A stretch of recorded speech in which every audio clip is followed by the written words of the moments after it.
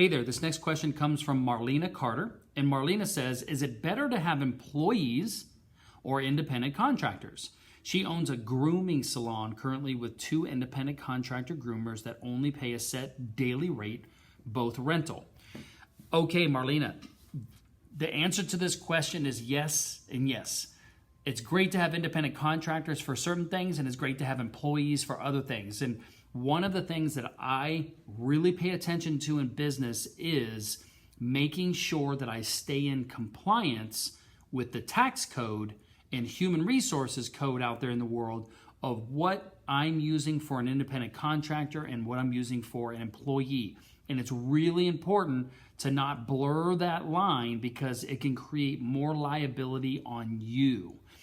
I am going to make sure that I introduce you to Heather, who is a mobile groomer here in Accelerators organization, and you guys should definitely collaborate on this one because this one is a little fuzzy.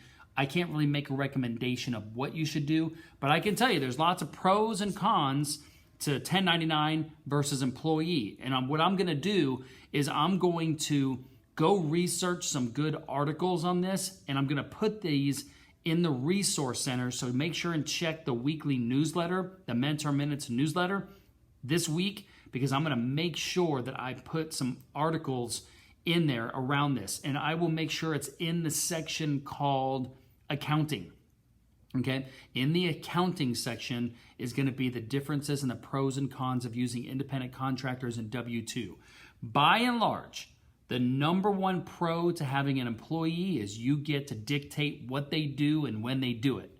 With an independent contractor, you can dictate the project that you want done, but you can't dictate how they do it and when they do it because that's crossing over the lines to an employee. And it's very important not to cross that line and create more liability for yourself. Sometimes you can pay less to an independent contractor. Sometimes you can pay less to a W-2 employee, depending on how much you're going to be using that person. Every person that you use in your company, you want to figure out, or hire in your company, you want to figure out whether it's better for you in the long run for them to be a W-2 employee or a 1099 independent contractor. Great question, and I'm going to get you some resources and get you introduced to Heather. Thanks for the question.